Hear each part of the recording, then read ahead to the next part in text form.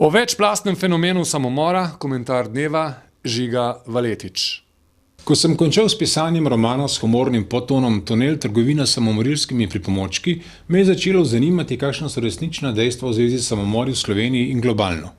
O tej tematiki sem sprva začel pisati blog, kmalu pa je postala neizbežna tudi zamisel o resni poljudno strokovni knjigi z naslovom Samomor večplastni fenomen.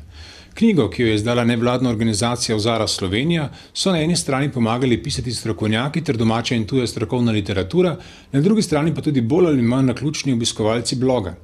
Posebnost knjige je v tem, da so poleg strokovnih dejstev obravnavane tudi sodobne teme, kot na primer odgovorno medijsko poročanje o samomoru, samomor na internetu, v filmih, v oglasih in v literaturi, samomor in pozitivna psihologija humorja, samomor v živalskem svetu, najbolj odmevni primeri v človeški zgodovini, evtanazija in tako dalje.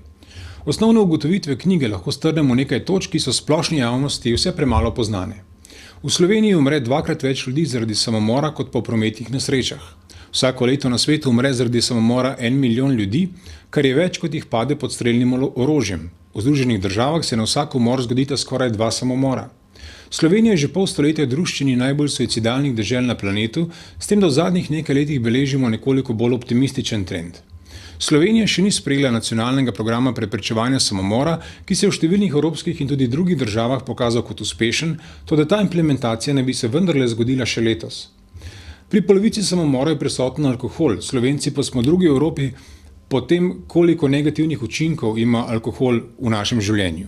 V deželah, kjer je visoka rodnost in veliko porok, je samomora manj, medtem ko smo Slovenci zadnji v Evropski uniji po številu porok na prebivalca. V državah z izrazito visoko rastjo bruto družbenega proizvoda je samomor v porastu, v zadnjih letih je bila Slovenija država z najvišjo stopnjo rasti BDP-ja v Evropski uniji, na število samomorov pa zgodovinsko gledano vpliva tudi recesija. Povprečni slovenski samomorilec je torej ločen moški, star okrog 50 let in nagnjen k alkoholu.